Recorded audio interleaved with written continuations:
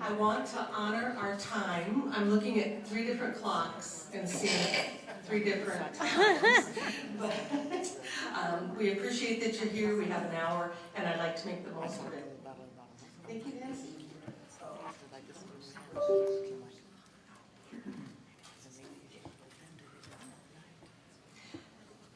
I'm Carolyn Stevenson. I'm with the Linn County League of Women Voters, and I welcome you to tonight. The League is a nonprofit volunteer organization. We neither support nor oppose any candidates or political parties.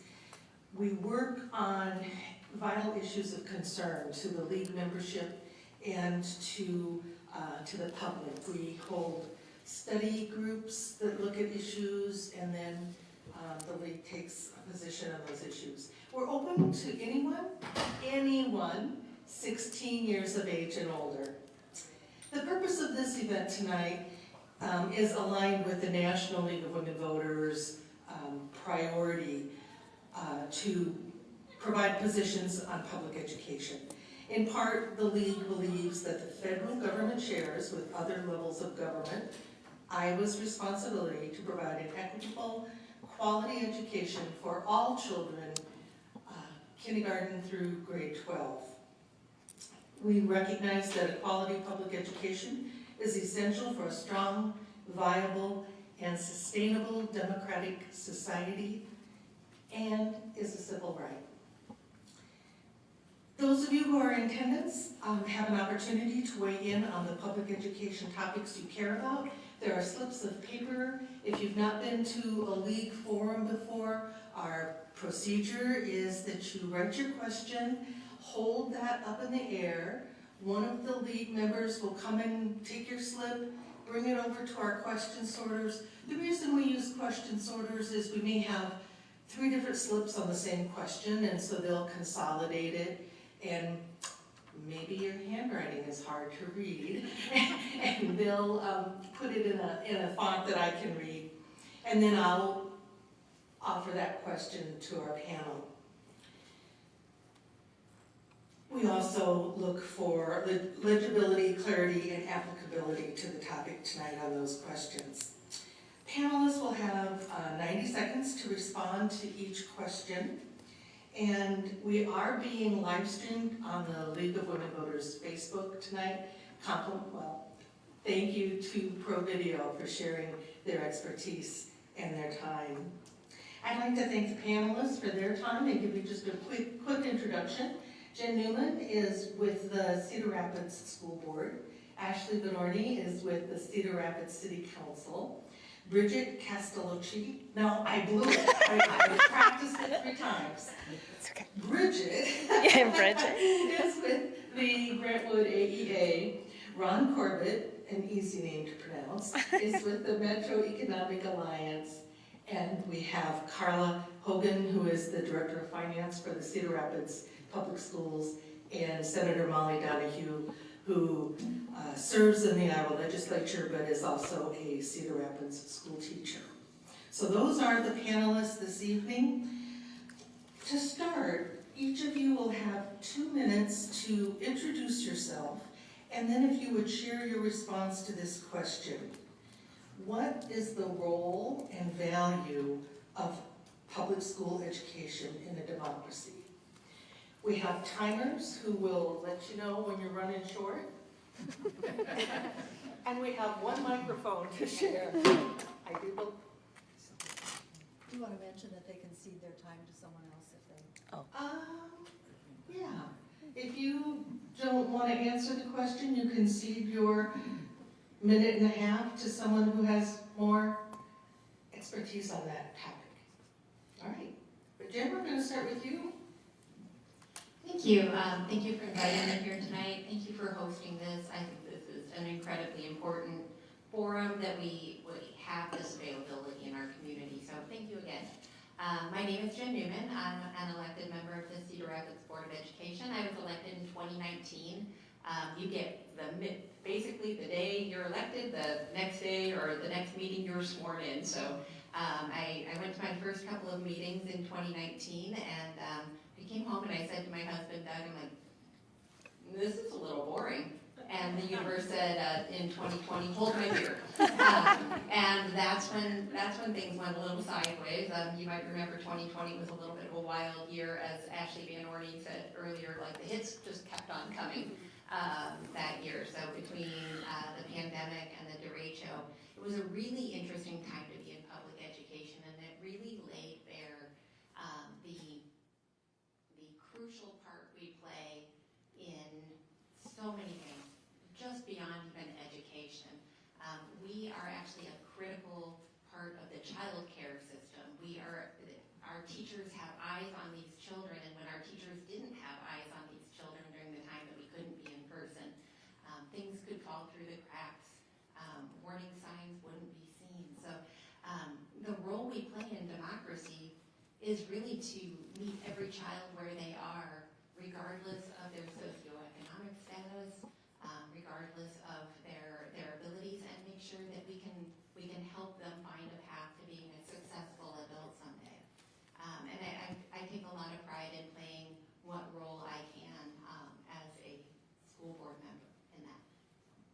Ashley, before you start, I forgot to make this point. Another part of our procedure with league events is to not respond to individual responses, aye or nay, but we'll wait until the forum is concluded and then you can applaud if you'd like.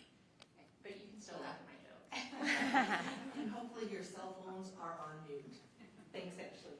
All right, Ashley Van Orney, proud product of the Cedar Rapids Community School District. So just to give you a little bit of background, I went to Grant, and then went just down the street to Wilson, 1st through 8th grade.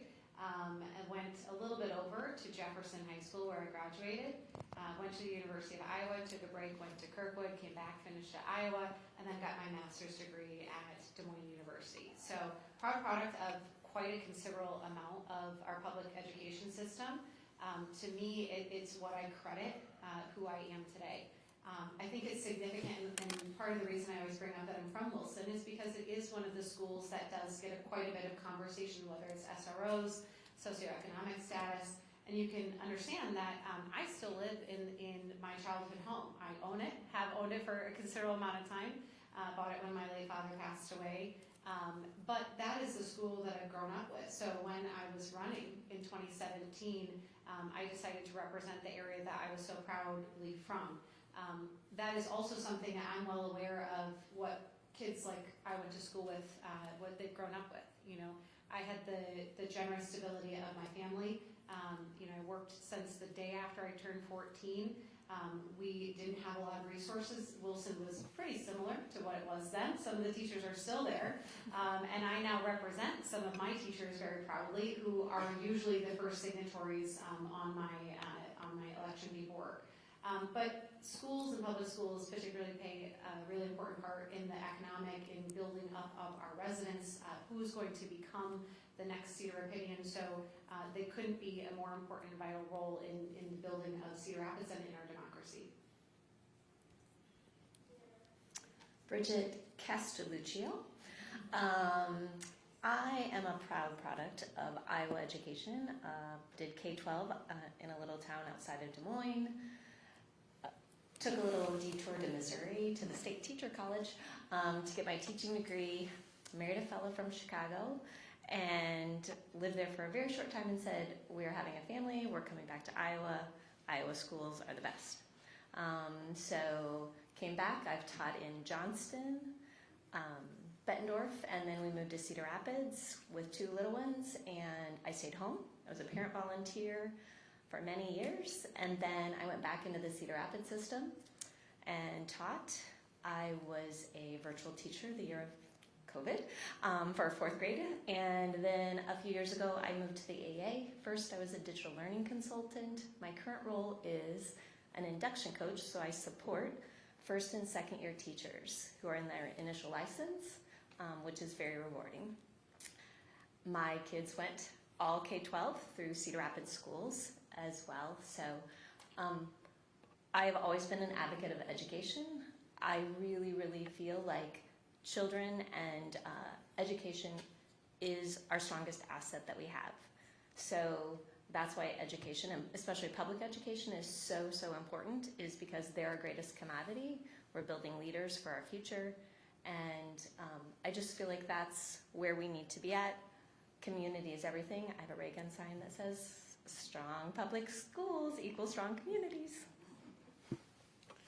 Yeah, thank you and good evening, and thank you to the League for hosting this forum.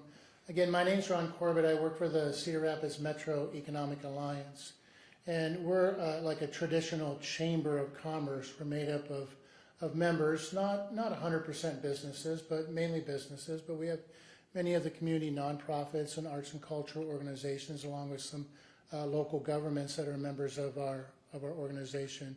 Personally, I grew up in Newton, Iowa. I graduated from Newton back in 1978. Back in those days, Newton was known as Maytag. Maytag washers, Maytag dryers, and Maytag blue cheese. I've been living in Cedar Rapids since 1983 when I graduated from Cornell. Had 5 children that also attended the Cedar Rapids Community School District. They all went to Monroe, they all went to Erskine, they all went to McKinley, they all went to Washington. That's 5 kids, 13 years, 65 years of public education. I can tell you from my role at the Economic Alliance, there are certain pillars that every community needs to be successful. They need a strong pillar related to medical health care. They need a strong pillar that is a strong economy, which is jobs. They need a strong pillar of arts and culture. They need a strong pillar of nonprofits, and they need a strong pillar of education, particularly public education. Now, some people can rank each one of those pillars a little higher, but I rank public education and education as the #1 pillar out of those 5 that make a community strong. And I look forward to visiting with you on more reasons this evening why education, in particular public education, should be #1. Thank you for having me here tonight. I'm Carla Hogan. I'm the District Deputy Chief Financial Officer for Cedar Rapids Community School District. I started as a school business official 26 years ago at a small town north of here, Central City. And I worked there for 15 years, got my feet on the ground with everything with public education. I have 4 kids. It was wonderful to work at the same school district where my kids attended. I could see them every day. I could be the cheer coach, student council sponsor, and see all of the kids and everything that they're doing. I started it for Cedar Rapids 8 years ago as the payroll benefits manager, and 3 years ago was hired as the chief financial officer. Public education has changed a lot over the years since I've been doing it. Everything from how we count students, how we track special education, and all the rules and laws have become very difficult. Public education is very important to our students. Our students are the future of the community, whether it be the workforce, whether they be our future legislators, our future entrepreneurs, the ones who drive the economy and provide for our community. First, thank you everybody for being here and for the League for doing this. My name is Molly Donahue. I am the senator out of Marion and parts of Cedar Rapids, and I am also a school teacher here in the Cedar Rapids schools. In fact, I'm on my 53rd year because I also went to school here. I always tell people I started when I was 12. But I went to Kenwood and Grantwood, McKinley and Wash. My parents went to Wash. My grandparents went to the first Wash. So we are a long Washington Warrior family. The role and the value of public education is huge, and I'm going to put it in very small terms here. 90+% of our students in this state go to public school, so it is important that they are good. When you have strong education, you have a strong workforce, and if you have a strong workforce, you have a strong economy. So plain and simply, public education is the foundation of what happens in every single community, big, small, doesn't matter where you are. It is incredibly important that we are providing the very best to the kids so that we can move our towns and our communities forward and grow. And plus we want kids to be able to read and write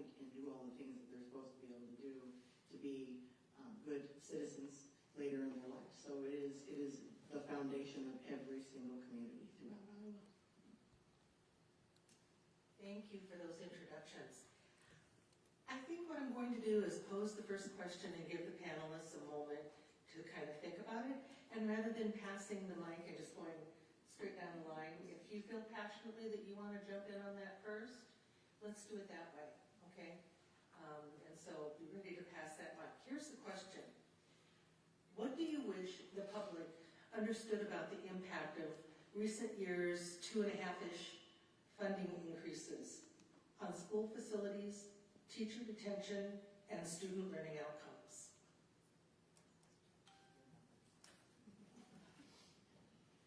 That's a loaded question. You know what, we could spend the whole evening on that. I have it right here in my hand. Who's going to go first? Is that a hot mic? No, just kidding. Yeah, so 2.5% doesn't begin to cover what the district needs to spend. We all know coming out of COVID, prices increased a lot, whether it be supplies that we use in our classrooms, textbooks, just the shipping cost on our textbooks and our curriculum has gone up significantly. And so everything costs more. And 2.5% doesn't begin to cover the increased costs. So those costs have to be made up somewhere else. And we spend a lot of time talking about how to balance the budget, how to use our categorical funds that we get to the best of our ability to make sure that we use every dollar in the best way possible to get the most we can for all of our students. To add to her financial knowledge of what happens in the districts, I can tell you from the legislative past that if you go back 15 years or more, once upon a time when we were 1, 2, or 3 in the nation, 4%, wait, it was way better than that. So you all went back to Bob Ray, and I was 4, so. But when you go back to Bob Ray, he gave whatever was necessary. So there were years it was 13%, there were years it was 10%, there were years it was 7%, there were years that it was 11%. And then when Terry Branstad 1.0 went into office, it became 4%. And he just laid it out that that's how it was always going to be, 4%. Terry Branstad 2.0 decided that he had learned from, I believe, the Newt Gingrich Foundation. You can make money off of public schools. So he learned from them to not continue to pour them, that kind of funding into the public schools, but by doing so, they've dropped us. So we have gone from the top 3 in the nation to the bottom 20 in just a few years, and that's pretty scary. But Reynolds has actually done the most damage, for sure, with money. Somewhere along the line, I don't know where it started, but when you think of investments that a company makes in a community, normally there's a lot of fanfare. Ingredion makes an expansion, and guess what? They have all the dignitaries there. They cut ribbons, they shovel, and they talk about how great this investment is. We've had some big announcements in Cedar Rapids, as Councilwoman Ashley Minority knows. QTS investing $10 billion, and Google investing, almost $1 billion. We see other companies, Imon, investing in, new fiber, and we congratulate and we celebrate those businesses and say, great, you're adding jobs, you're making investments. And then somehow we get to public education, and when someone advocates for an investment, it's like, why are they doing that? Why are they investing? Why don't we celebrate the investment that in our schools like we do in our business community? And our organization is behind the community bond issue that's coming up here in November. And I know that isn't the purpose of this forum tonight, but we're trying to change the viewpoint a little bit that public education and investments in public education, need to be celebrated. We're building a $275 million casino, and people are very excited about that. They should be equally excited about a $117 million bond issue investment in our schools. Twofold. I think it's underfunded, and then when you compound the legislation of the AA funding cuts, that straps districts even more, all sizes. So my original role when I went to Grantwood was I was a digital learning consultant, and I worked with like technology for educational purposes, but also removing barriers for students with technology, and then also a computer science lens. And currently at Grantwood, there's no one that's doing any of that computer science work anymore. But my new role now is helping retain teachers. And what I see, and I've been in education a long time though, is a lot of stress because they feel the stress of that financial burden, just like we do in our own homes, right? When money is tight, parents get a little tense, then kids get a little tense. So I'm seeing that trickle down. I hear, I'm gonna buy something with my own money. I'm like, no, you're not. But a celebration for Wilson is a second-year teacher just got a donor's shoes for a 3D printer, and I believe one of the major benefactor was a city council person. So, just today. It wasn't me. No, it was not. It was not actually. Not yet. The reality though of why I celebrate Wilson is because District 5, where I represent it, is the lowest socioeconomic need in the district. So we know there's highs and lows in other areas, but my area and the house that I own is basically an apartment with a big yard. These are manufacturing homes. These are very much in the lower middle class workforce housing that was built up with a lot of the factories. And the reality is, there has been chronic, and I'll be cheeky enough to say, unintentional underfunding. There was this mission to take students out, to go into privatized schools that had a faith-based vision there. But the reality is, I'm a proud product of public schools because they were foundational. They still are. There's incredible educators who work tirelessly every single day there. And that is something that we've always been very proud of here in Iowa. But that chronic and intentional underfunding amounts in something like this. When I was at Roosevelt judging a contest where they send students to be able to go and talk to the legislators, kids were giving their projects, and you might have ideas, and maybe it was a 3D printer. No, they're saying, I'd really like to go into the bathroom and have a working toilet, where I have a working paper towel dispenser. That's what chronic and intentional underfunding does. And then it sets schools up to look like they're failures because it was intentional that they never got the money that they needed to just do basic functions. Thank you. Ron, I like how you talked about we don't celebrate investment in schools. I fully understand that, and I hope that we're celebrating a community investment on November 5th. That being said, that investment that's being made in our schools with that 2.6 increase is direct correlation to the decline of our state, as Molly talked about. In my bio, I didn't talk about in my spare time I run a business, right? If I just could only give my people 2.6 across the board every year, I'm not sure I'd have employees at this point in time. I know that teachers and administrators and our staff people who are caring for our kids every day didn't necessarily go into this business to, make a mint and get rich, but they absolutely deserve to be paid better than our state is allowing us to. And finally, I just want to say that I think every state legislator should spend time in the classroom. Should spend time, should maybe find a way to volunteer in classrooms and understand what our educators are going through every day and how they have to sort of make ends meet in a classroom just to provide that quality education that they are really driven to provide to our students every day. Well, the next question is somewhat of a follow-up, and so I'll pose it and you can decide who wants to tackle it first. How has the ESA legislation, the private school vouchers, impacted the overall budget? What has been maintained and what has been deferred or weakened? And we already heard, that digital services and adaptive equipment for students has fallen by the wayside. So are there other things?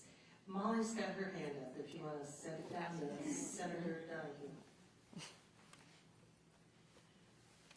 So AEA is actually a separate issue from the ESAs, and I was on both of those lovely bills.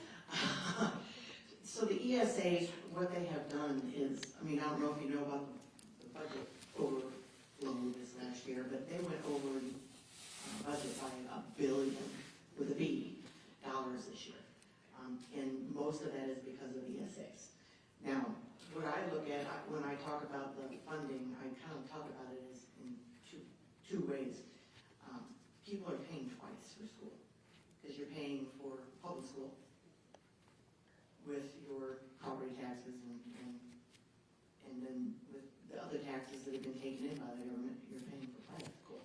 So we have two different systems, two tiers, treated very differently as well, but those ESAs are bankrupting Iowa, first of all, but they are also stealing from public ed and what could go into the public education system, so that we could have more than 2.5 or whatever they decide on what particular year they decide, because I mean it could be 1 point or 1.5 or 2.4 or whatever they do, but they could offer more if we were one system. Okay, so ESAs passed on January 24th of 2023. That's when the governor signed that. As a part of that bill, which was House File 68, all public schools were supposed to get approximately $1,200 for every student who went out on an ESA. And so all the school districts knew for the FY24, we were going to see money come in from these students out on ESAs. Then in the next legislative session, Senate File 2368 was passed, and that carved out of our teacher quality professional development money and our early literacy money. That money now does not come to the school districts if you have students open enrolled out. It follows those open enrolled out students. So we have more open enrolled out students at Cedar Rapids than we have coming in on ESAs. So did a lot of talking to legislators when that was being proposed, and some people will say there's winners and losers in every game you play with money, and we were one of the losers. Cedar Rapids School District used to be the #2 school district in the state, right behind Des Moines. Now it's #3. Iowa City has passed Cedar Rapids in the number of students. Whether that's good or bad, and we can have a greater discussion on that. Certainly there is more competition in public education now than that there ever has been. So that's at a pivotal point. Really, some people might think this is the beginning of the end of public education, and others might think it's the rebirth of public education. And that's how I personally feel, and why people like Jen Newman and her 6 colleagues and future board members probably have more responsibility on their shoulders than any other elected officials do, as they have to navigate and figure out a way for the Cedar Rapids School District to be the school district of choice. So I can't prognosticate on what's going to happen with ESAs at the state level, whether they stay or they go or they're phased out, or income restrictions. I know that they're with us now, and I know that they've hurt the community school district, Cedar Rapids, and leaders like Jen and others are trying to make that changes, and why this bond issue is really important to us, to make Cedar Rapids the school of choice. From the AA lens, we have seen our school districts have a higher load of students with special needs, because ESAs do not need to accept those students, anyone that has diverse learning needs, nor are they always equipped for that. So caseloads of our special services like speech, OT, PT, they're now they're spread even more thin because even if a child needs those services in a school that is not a public school, they still need to be served. And so that's a budget problem too, then, because less people, more needs, or, oh, this student wasn't successful at our private school, you get to go back to the public school, and because you need more services, and I don't really think that money's coming back if that happens mid-year either. Those services cost a lot more with paras, the additional minutes to serve those special education plans. So there's a lot of funny business happening with ESAs. So let's talk about some of them. So, we said that this is going to open, or it was proposed that this is going to open the gate for people to have options, right? That was about options. But it's not, because really what it's doing is robbing Peter to pay Paul, and then concentrating through discriminatory practices and discriminatory selection of students, which further erodes and concentrates students with special needs in chronically and intentionally chronically underfunded schools. So you go to kind of prove yourself right, and what happened anyway, right? It's not that this money went over and made it more accessible, because people raised the rates anyway, which we said was going to happen, and I hate it, and I told you so moment, because it hurts all of us at the end of the day, but that's exactly what happened. There also weren't dramatic shifts in population, so we as taxpayers just started further eroding our public school system, which we're all, had the privilege to grow up in, but then also, is further proving the point in the fact that we are just subsidizing these schools that don't have to take any person, right? So you're causing that problem, and now it's further enunciated by the fact that now they're crying harm that they can't have the resources the public schools have, so now the public schools without extra funding have to open them up to sports and all the things that they don't want to pay for. It doesn't make sense, but that's where we are right now. Thanks. So realistically, ESAs are here to stay. If, in a perfect world, maybe 2 election cycles, they might begin to change, but I think we have to accept the reality that ESAs are part of our landscape right now in education. And they have certainly had that impact. They've had an impact on enrollment in most of the public schools across Iowa, certainly in Cedar Rapids. But on the other hand, kind of to Ron's point, we have an opportunity here. We have an opportunity to fine-tune what we're doing. We are investing in curriculum changes that at our board meeting on Monday night, we heard some just amazing results from the first year. Specifically, we're talking about at Cleveland, but we're also talking about how it's impacting behaviors in our schools because kids are excited about that learning. Our new curriculum plan is really going to transform our educational system in Cedar Rapids. Our Pathways programs at the high schools are going to transform how we educate and prepare our students for life after high school. And today I was at a groundbreaking at Van Buren, which was super exciting, and those kids, it was the most adorable thing in the world. But all these kids are so excited, and Van Buren is actually bursting at the seams right now as population changes are happening and fluctuating in our city. So I'm not optimistic about ESAs changing, but I am optimistic that we can regain our edge.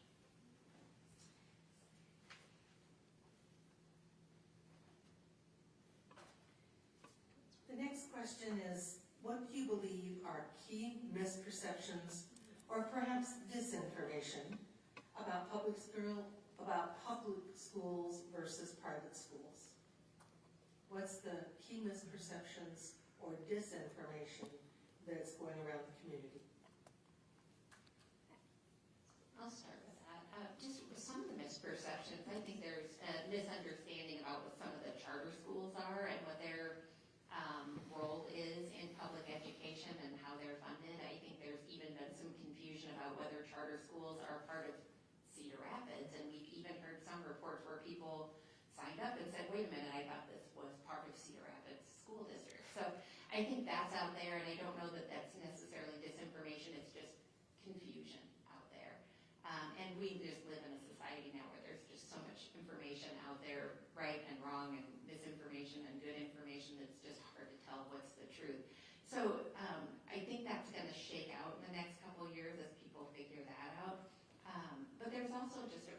perception that public schools are bad and private schools are good. And honestly, I think that people don't understand that miracles happen in public schools every single day. Kids perform at incredibly high levels in public schools every day. Kids make huge strides in their education every single day. And it's because we have educators who don't give up on kids. They believe in our kids. And every one of you had a teacher here who believed in you. That's incredibly important. And I will say in Cedar Rapids, we have teachers who believe in students, and that's the perception I hope to change. Yeah, I'm just building off of that. I think the reality is that the people think there's a lot of chaos in schools, and I can tell you that, I did have students who got in trouble, but that also happened at the private schools. As a matter of fact, I got myself in trouble when I was at University of Iowa because I was at an after party with somebody, and somebody said, I went to Xavier, and I said, the only thing I knew about Xavier kids was that I always heard about these house parties, and I remember somebody fell off the roof and they got hurt, and they're like, yeah, that was my cousin. I was like, oh shit, well, but I'm saying, like, we forget about that, right? That kids are just kids. It doesn't matter where they go. There are kids who have problems. There are kids who need a little bit more support. There are kids who are great. When I was at Wilson, I was in ELB, I was in PAC, I was buried with Mrs. Beamer in the library all the time. She was my best friend. I just door knocked her dad's house, or her son's house, and got his signature for my reelection. But they remember me too, right? I mean, I was at her funeral service when she passed because she was such a foundational person in my life. So I think we perceive that you can't do all the same things, right? My older brother is a physician. Many of his friends that also went through Wilson are also physicians. Yes, we have some folks who are in factory workers, but I also came from, a working class family, and all of those add to the fabric of the community, and there isn't anybody who is more or less important in that factor. We're all just people getting through, and you can have a wonderful education in public school systems. I think that one piece of disinformation that just gets really murky, and there's probably some people at the end of the table that can speak to this better than I, is just what applies to public versus what applies to private, like that transparency. What kind of, who does the cell phone policy apply to? So some at the legislative level, where are public schools accountable? Where are the private schools accountable? Why aren't they all just accountable if we're serving all of our students? I wish that would be more transparent. I speak of that as just a community member and a former parent, and trying to educate the young parents in my neighborhood is that if whatever we're funding kids for education, that needs to be known to the public.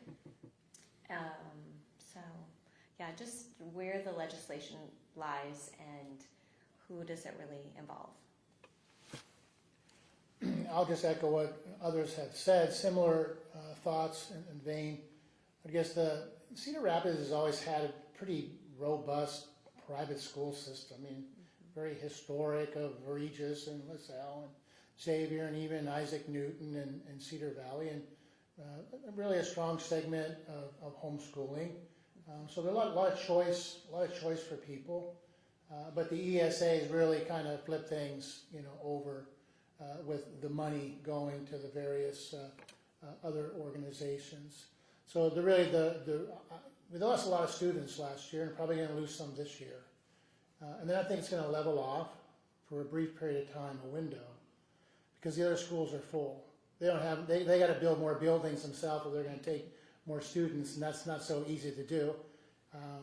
So I think Cedar Rapids really has this window now to, as Jen said, pivot and really focus on some of these ways to improve the outcomes, for our students. And, part of that, as you know, is their learning environments.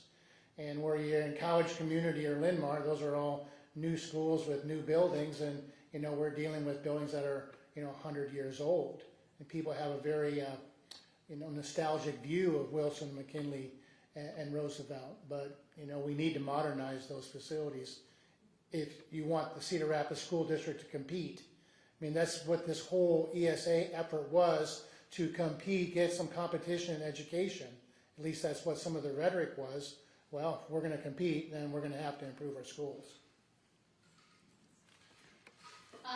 So on ESAs, I think that, public school finance was very difficult before they introduced, ESAs. And now we have students who leave us on an ESA and go to a non-public, but then they come back. And when they come back, the money doesn't follow them back. So, needs some cleanup in what happens with ESAs. We still have non-public transportation that's provided to parents for students who attend our non-public schools. That is all administered by the public school, by my department.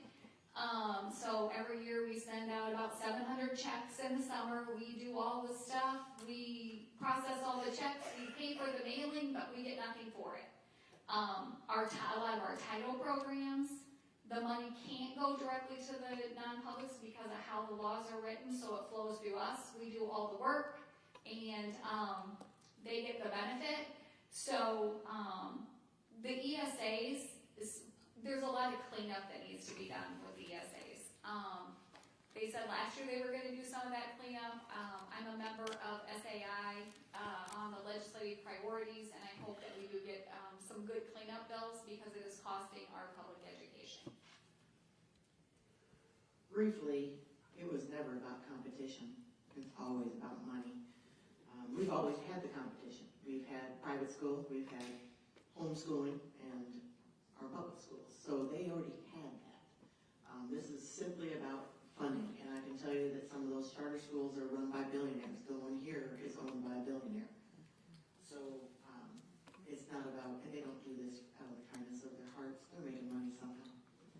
So also the problem with ESAs is the transparency for the private schools. They do not have the same accommodation, or not accommodations, but accountability that the public schools do. Every single bill that comes through about public school, we put an amendment out there trying to make it also apply to the private schools, and every time they say no. So the private schools don't have to do anything that the public schools are doing, but they get the same money.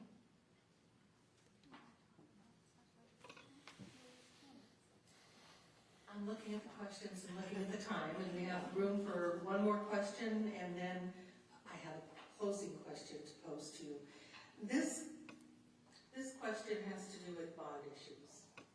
And how does Cedar Rapids compare with surrounding school districts regarding bond issues? And what happens if this bond issue doesn't pass in Cedar Rapids? Okay, I'll go first. So the last time that Cedar Rapids passed a bond issue, the school opened was Viola Gibson.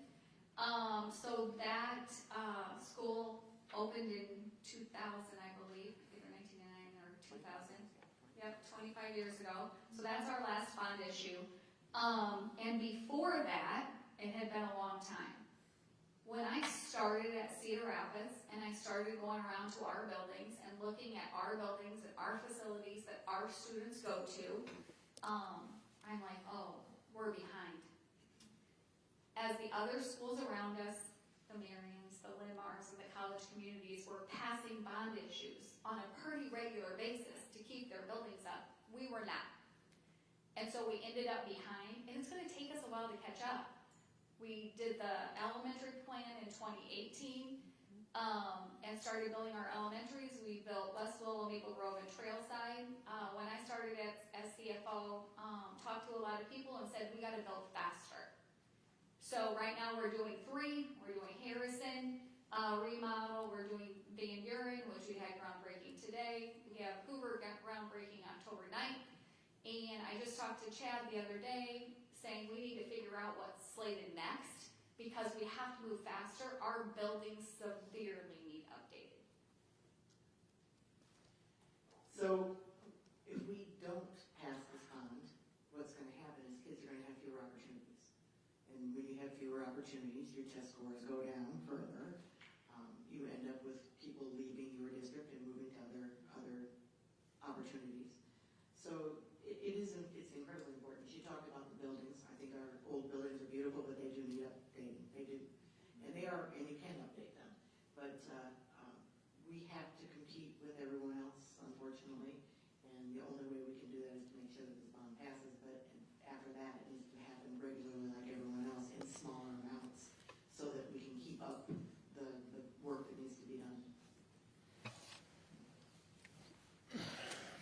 Cedar Rapids, as they said, hasn't passed a bond issue in 25 years.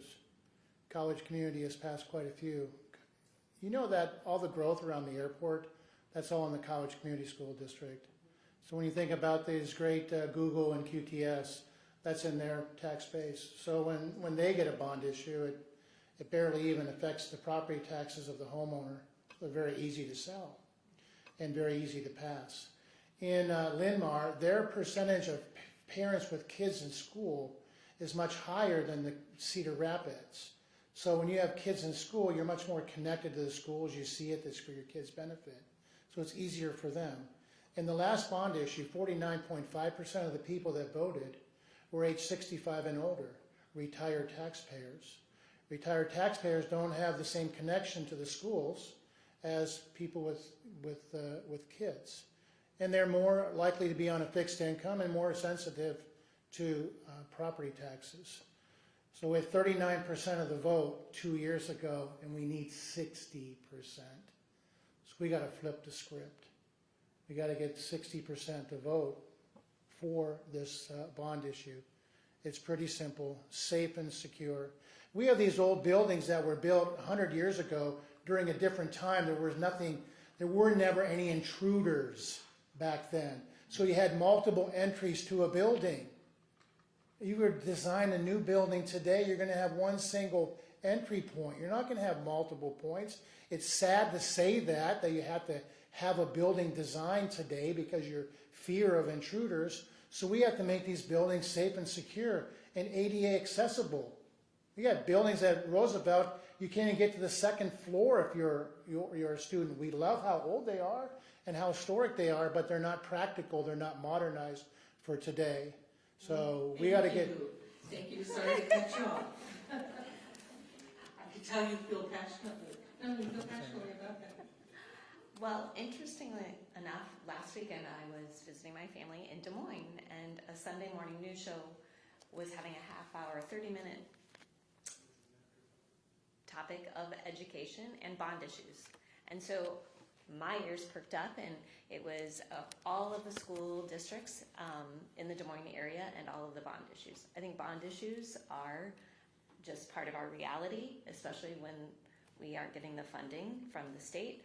So we need to get this one passed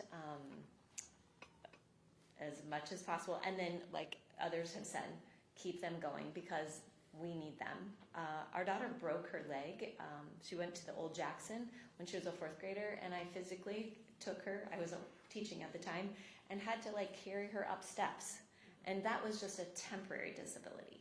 So when Ron's talking about ADA compliant, I've seen where grandparents can't attend their children's things because they can't get into the building to see their children perform or all of those things. Strong public schools equal strong communities, and we want the communities to be in our buildings and be able to access them just as much as our kids and families need to. Yeah, so hopefully, first off, just a show of hands, who's in the Cedar Rapids Community School District tax base? Okay, so when we pass the bond, Yes. this isn't a matter of if or should we, and I'm saying that with a couple of contingencies. I haven't had the fortune of having children, so I am doing this knowing that this is what's best for my community, for kids like me, for people to have that opportunity like me without having a personal stake of my own children in the school district. The other reality too is, we do have to have those regular investments. Hopefully you saw that the entire unanimous Cedar Rapids City Council had passed a resolution in unanimous support of the bond issue.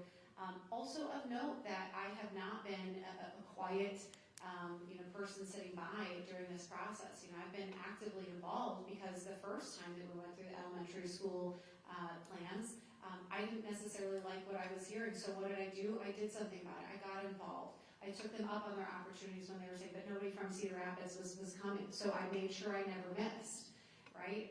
And that's hard to do when I have a full-time job in healthcare operations, but that is what the commitment is. That's why I'm saying when we pass this, we must pass this. This is what's necessary for the vitality of our largest school district in Cedar Rapids, so I hope you'll all join me in doing just that.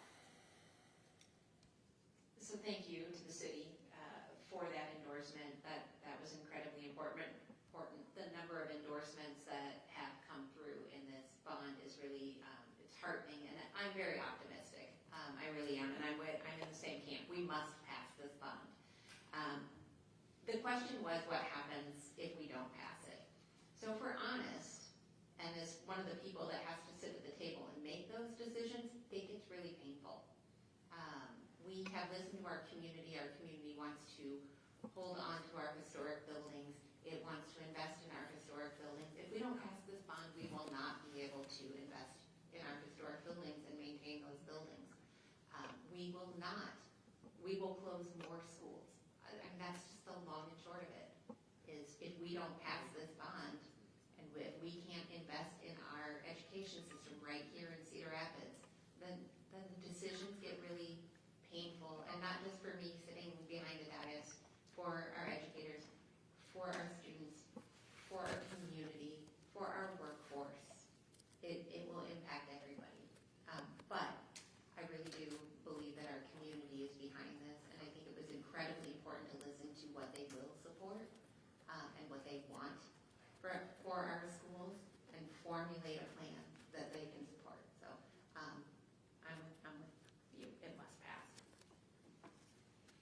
Before I pose our closing question to our panelists, one of the questions that came in, and I'm going to take the moderator's privilege and answer this one myself. How can we get citizens to vote for legislators that support public education? Well, you could join the League of Women Voters.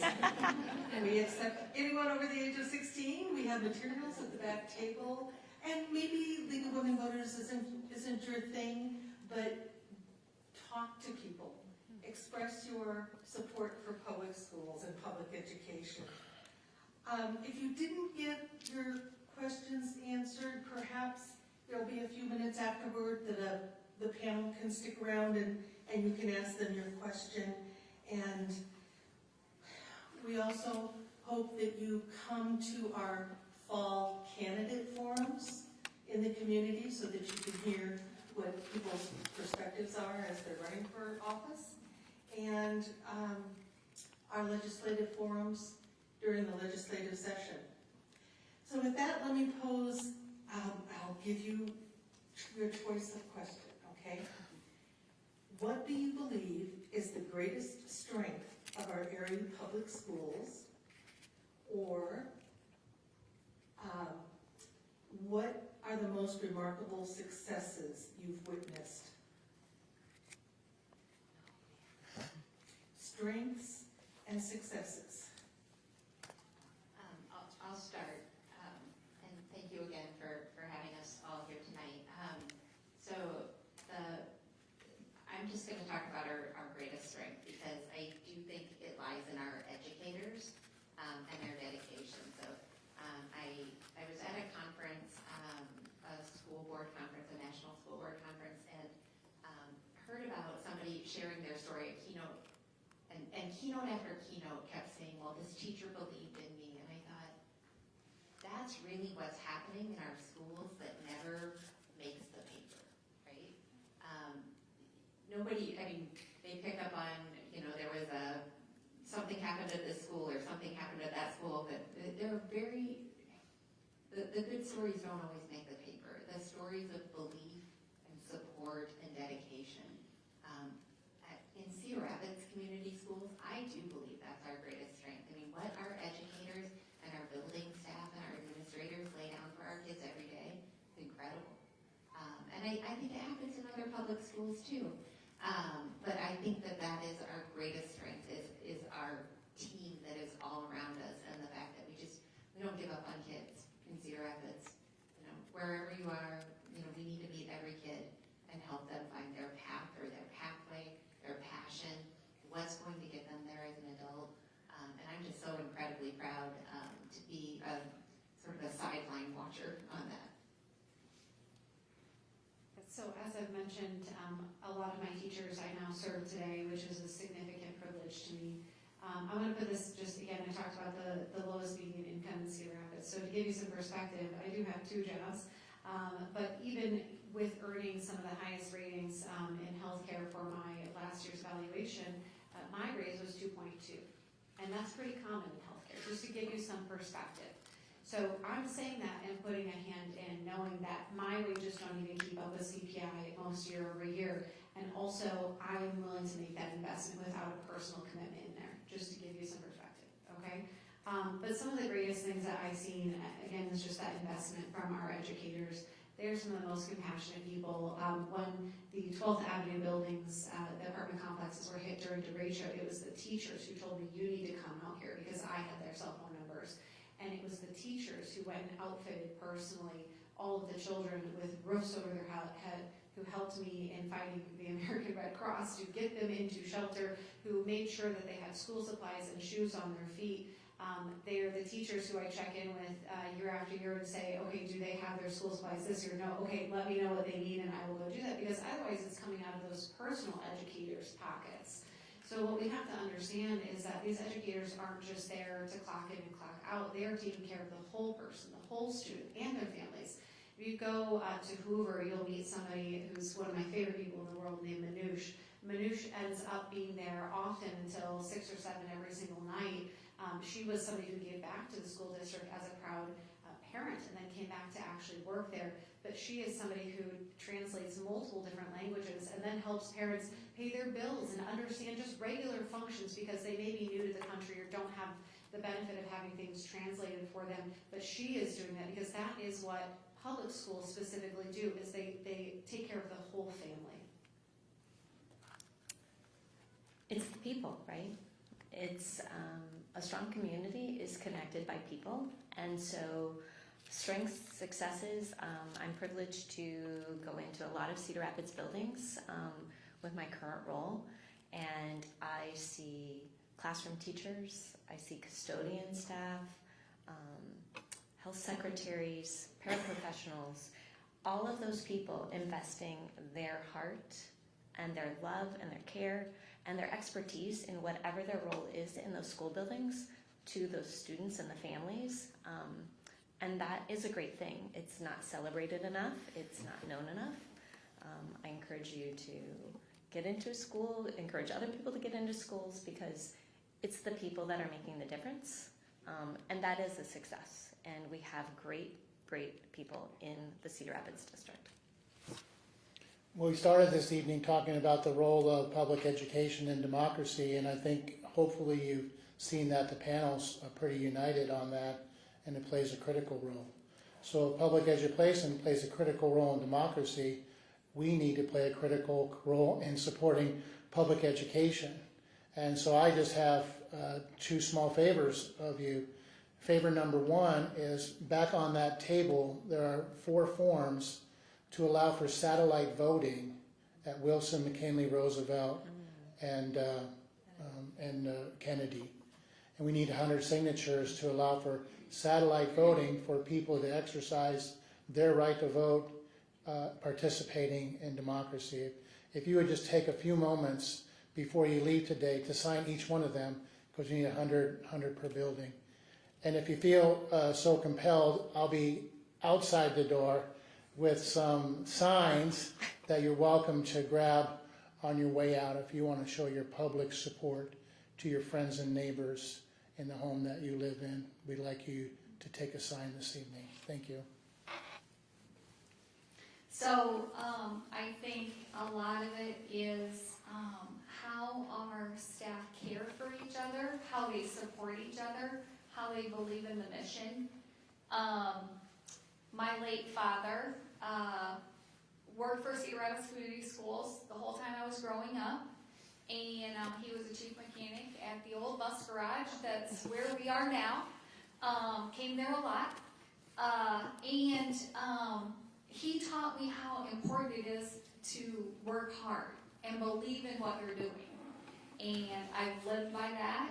And so when the job opened at Cedar Rapids, I'm like, I believe in Cedar Rapids. I believe in the people who work for Cedar Rapids, and all the amount of effort and emotion that goes into everything we do every day, whether it be the people who work at the LSC, the people who work at Wilson or Taft or Harding or Van Buren, wherever. We all have a true belief in public education and in our students. Another little tidbit, my son was getting ready to get married, and his wife-to-be was a teacher at Western Dubuque, but he has a house north of Marion, and she started applying around, and I said to her, come to Cedar Rapids, you're gonna love it. And she got a job at Erskine, and she's taught at Erskine for the last 3 years. They have a baby due next week. I'm pretty excited about that, but I believe in Cedar Rapids and the mission that we have at hand to celebrate and educate our students. They are the livelihood of this community. So the original question was about strengths and successes of the public schools, right? So I don't think you can separate the people in the community and the teachers and the administrators and everybody who works in the districts, because ultimately it takes all of them for the strength of your schools. And it's part of in this bond, it has to do with bringing your kids to the schools every single day, volunteering in the schools, maybe you're part of the pep club or whatever for the sports. But you can't separate any of that, because it takes the whole community to make the schools strong. Not just the teachers, not just the administrators, it's the whole community. It takes everybody. I'm not going to say that teachers don't work their butts off, because they do. I watch it every day. And they spend their own money, and they do a lot of things that people in business don't have to do. But they do it because they know it's important. So that's the strength, one of the strengths of our communities, is that people here make sure that the kids get what they need, even when we don't necessarily have everything, right? Successes we see every single day, and you have to be in the schools for some of these kids to even notice that there's a success, because it may not look successful to some, but it is huge for that child. So that's what you have to look at every day. All right, I would like to start by thanking the audience. You are making democracy work by being here and wanting to learn more. And I especially want to thank our panelists for sharing their thoughts and their viewpoints. And I'd like to thank ProVideo. I'd like to thank the Cedar Rapids Public Library and their event staff that helped to make all the technology work. With that, let's thank our panelists.